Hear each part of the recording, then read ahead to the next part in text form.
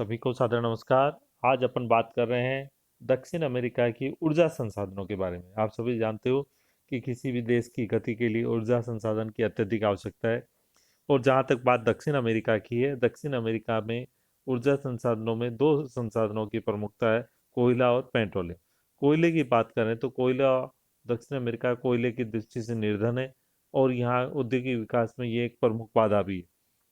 परंतु इसका तात्पर्य ये नहीं है कि यहाँ कोयला बिल्कुल ही नहीं निकलता। यहाँ के देशों में Argentina, Brazil, Peru, Venezuela, Chile, Colombia में कोयले के भंडार है। इस भंडार की अनुमानित मात्रा 78 अरब मीट्रिक टन है, जो विश्व के कोयला भंडार का मात्र 0.8 1% से भी कम 1% 1% से भी कम है। यहाँ जो उपलब्ध कोयला है वो उत्तम कोटि का नहीं है, जिससे जो लौह इस्पात उद्योग है उसमें कोई सहायता नहीं है।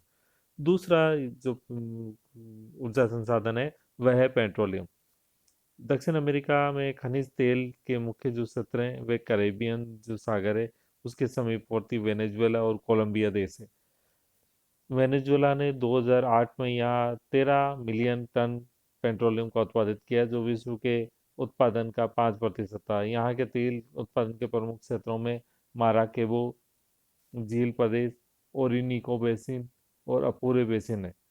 माराकेबो झील क्षेत्र, इस क्षेत्र में लगभग 800 करोड़ बैरल का उत्पादन होता है। यहाँ कई तेल के कुएं हैं, कई हजार कूप तो झील के अंदर भी पाए जाते हैं, माराकेबो जो झील है उसमें। तो ये प्रमुख क्षेत्र है यहाँ के जिनमें तेल का उत्पादन होता है। लगभग 45% कुओं में तेल स्वतः ऊपर आ जाता है, इन्हें किसी तरह की पंपिंग की आवश्यकता नहीं। 55% पंप द्वारा ऊपर लाया जाता है। मुख्य तेल मुख्य उप उप क्षेत्र जो है वह है लागूनिल्लास, टिया जुआना इत्यादि प्रमुख क्षेत्र हैं। इसमें वेनेजुएला का 73% तेल का उत्पादन होता है। यानी वेनेजुएला जो कुल उत्पादन होता है उनमें बहुत बड़ा जो योगदान है वह माराकेबो झील क्षेत्र का है। दूसरा है ओरिनिको बेसिन। आप अमेजन बेसिन की सहयोगी जो नदी है उसका नाम सुना, ओरिनिको। ये ओरिनिको बेसिन का ही उपक्षेत्र है, जिसमें क्रिया क्वायर, जुसे, बिन, ऑफिसियाना इत्यादि क्षेत्र हैं, जिनमें मुख्य रूप से यहाँ पर उत्पादन किया जाता है और फिर निर्यात किया जाता है। अपूरे बेसिन, इसमें वेनेजुएला का 20% उत्पादन होता है। पाइपलाइन द्वारा तेल को प्यूएरेटो कोवेल्लो को भेजा जाता है। तो ये वेनेजुएला के प्रमुख तेल उत्पादक क्षेत्र थे और जो दक्षिण अमेरिका में वेनेजुएला का प्रमुख स्थान है। और ये न केवल दक्षिण अमेरिका का बल्कि विश्व का 5% उत्पादन करता है। तो जो पेट्रोलियम उत्पादन का नाम आता है दक्षिण अमेरिका में सबसे प्रमुख नाम आता है वेनेजुएला। और वेनेजुएला में प्रमुख नाम आता है माराकेबो बेसिन का। क्यों? क्योंकि यह लगभग 75% जो उत्पादन है, एक 3/4 से भी ज्यादा उत्पादन है, वह माराकेबो बेसिन द्वारा ही किया जाता है। दूसरा प्रमुख क्षेत्र है कोलंबिया।